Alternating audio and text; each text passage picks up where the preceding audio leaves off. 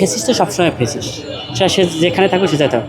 আর ফেসিস্টের দোষর সে তো সব জায়গায় সদস্যতলি বা দেশের ক্ষতি করার জন্য চেষ্টা করবে, এটাই স্বাভাবিক। 24 সালে গণ অভ্যুত্থানের পরে যে পরিস্থিতি হয়েছে সে সময় ফেসিস্ট সরকার সবাই পালাই গেছে। রাষ্ট্রপতি সাংবিধানিকভাবে তখন আসলে দেশে থাকার কারণে তো সরকার একটা গঠন করা গেছে, নয়তো দেশ পুরো সাংবিধানিক শূন্য হয়ে যেত। আর এখন ইদানিং যে শোনা গেছে লন্ডনে যে ফেসিস্ট সরকারের সেই শেখ হাসিনার সাথে ফোন আলাপ করছে, আসলে ফেসিস্ট তো সবসময় ফেসিস্ট, সে যেখানে থাকুক সে যেতে হবে। আর ফেসিস্টের দোষর সে তো সব জায়গায় সদস্যতলি বা দেশের ক্ষতি করার জন্য চেষ্টা করবে, এটাই স্বাভাবিক। হয়তো তাকে অনেক আগেই বাধ্য করা উচিত ছিল, তারপরে দেশের জন্য হয়তো কোনো কারণে রাখা হয়েছে। বাট এখন যে উনি গেছে আমি মনে করি না তাতে সাংবিধানিক আসলে আমার ধারণা নাই খুব একটা। বাট দেশে যে খুব বেশি ক্ষতি হবে তা না, তবে আরেকটা বলতে পারি যে দেশের ভিতরে যে অরাজকতা মানে নৈরাজ্যতা সৃষ্টি হয় তার থেকে কিছুটা হলে মুক্তি পাওয়ার একটা উপায় হয়তো তৈরি হয়েছে। আচ্ছা, অনেকেই বলছে যে এই চুক্তি হচ্ছে ফ্যাসিস্ট সরকারের শেষ ব্রেক।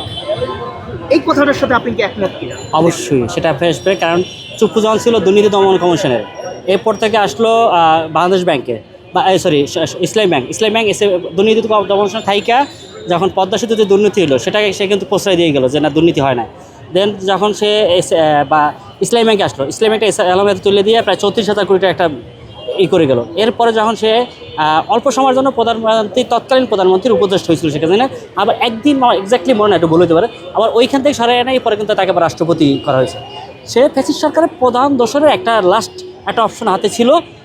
আর দোষর তারাও যারা ফেসেছে তারাও চেষ্টা করছিল দেশে অরাজকতা সৃষ্টি করার, হয়তো সেই শেষ ব্রেকটারও একটা অংশ কমে গেল। তারপরে যে দেশে অরাজকতা বা ফ্যাসিস্টদের কার্যক্রম বন্ধ হয়ে গেছে বিষয়টা এমন না, তারপরে চালু আছে। আচ্ছা, আমার আরেকটা প্রশ্ন ছিল, বিশেষ করে 24-এর গণ অভ্যুত্থানে প্রায় 1400 পরের লোক মারা গিয়েছে বা 2000 লোক মারা গিয়েছে। তো সেক্ষেত্রে তার ভূমিকা কতটুকু ছিল আপনি বলে মনে করেন? যেহেতু সে বাংলাদেশের রাষ্ট্রপতি এবং প্রধানমন্ত্রীর পরে তার একসময় রাষ্ট্রপতির উপর নির্ভর বাংলাদেশ ক্ষমতা ছিল, পরে যে কোনো সময় পরিবর্তন হয়েছে প্রধানমন্ত্রী নির্বাচন হয়েছে। আর রাষ্ট্রপতি একটা গুরুত্বপূর্ণ পদ, সে বাংলাদেশের প্রধানমন্ত্রীকেও সে শপথ করায়, বিষয়টা এরকম হয়তো বলে হতে পারে। আর সেক্ষেত্রে তার দায়ভার এড়ানোর কোনো সুযোগ নেই, কোনোভাবেই সুযোগ নেই। বিচারের সম্মুখে যদি ফেসিস্ট হাসিনাও হয়, ওবায়দুল কাদের হয়, আপনার চপ্পুও সেই বিচারের আওতা একত্ববাধ্য, কারণ সে এই দায়ভার এড়ানোর কোনো সুযোগ নেই। এখন সে বিচারের কতটুকু সম্মুখীন হয় সেটা দেখার বিষয়।